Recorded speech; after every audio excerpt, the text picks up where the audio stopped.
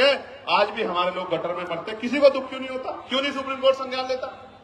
एक मुख्यमंत्री असम का ये कहता है कि 5 की जगह 4 रुपए दो, इतना सताओ कि ये प्रदेश छोड़ के भाग जाए।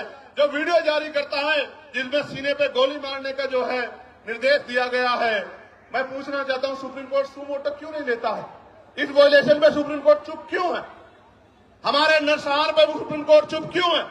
इसलिए तकलीफ होती है कि जिस न्याय के मंदिर से हमें उम्मीद है वो न्याय का मंदिर हमारी तरफ नहीं देख रहा। इसलिए प्रोटेस्ट करना पड़ता है कि उस न्याय के मंदिर तक हमारी भी तकलीफ जाए, हमारी भी पीड़ा जाए।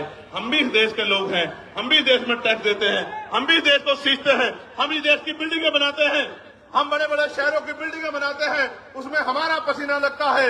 न्यूनतम वेतन मजदूरी पे और मजदूरी मांगने पे हत्या भी होती है। हम ही देश की बिल्डिंगें बनाते हैं, हमारे पसीने खून से बिल्डिंगें बनती हैं। हमारी माएं, हमारी बहनें, हमारे बच्चे पेट पे जो है हमारी माएं बच्चे बांध के इस बिल्डिंगों में ईंटें चढ़ा चढ़ा के मशीनरी तो आ जाइए, इस देश को मजबूत करने का काम करती हुई बड़ी बड़ी बिल्डिंगें बनाती है। इन बिल्डिंगों में हम पे रहने के लिए स्थान नहीं होता है। ये सब हमारे सामने।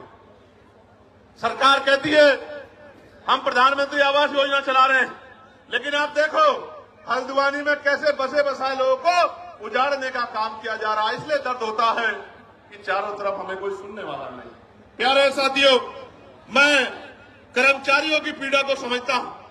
ठेकेदारी सुविधा पर जिस तरह उनको लूटा जा रहा है, मैं इस बात को समझता हूं।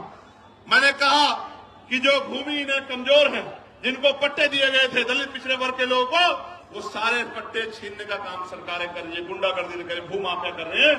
लेकिन सुप्रीम कोर्ट संज्ञान नहीं लेता। और अगर फाइल जाएगी, और मैं दूसरों की नहीं कहता, मैं अपने मामलों को जो अन्याय मेरे साथ हुआ इनको लेकर सुप्रीम कोर्ट जाऊंगा। आप देखना कितने कितने दिन बाद फाइलों का मौका मिलेगा, आप निर्धारण करना। मैं कहना कहा ना, प्रत्यक्ष और प्रमाण की जरूरत नहीं है। मैं भी जाऊंगा सुप्रीम कोर्ट बहुत जल्दी, अगले 10 दिन के अंदर। मैं देखूंगा कि हम कमजोरों की पीड़ा को भी इस तरह सुना जाता है क्या? जब सरकार हम पे जुल्म करती है, जब सरकारें हम पे अन्याय करती है, निर्दोष होते हमें जेल भेजने का काम करती है, हम पे रासुकाएं लगाती है, हमारे बच्चों को पीटने का काम करती है, हमारी हड्डियां तोड़ने का काम करती है, हमें करंट लगाने का काम करती है, तो ये सुप्रीम कोर्ट हमारी पीड़ा को भी सुनता नहीं सुनता। मैं जाऊंगा।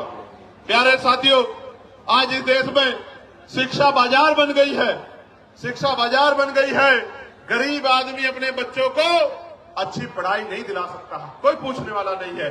बच्चे पढ़ेंगे नहीं तो आगे कैसे जाएंगे? और जो चला जाता है वो हिंसा का शिकार हो जाता है, जातीय भेदभाव का शिकार हो जाता है। मैं दूर नहीं जाता, कहते हैं ना कि भाई उदाहरण की जरूरत पड़ती है। मीडिया के साथी यहां हैं। वर्ष 2012 में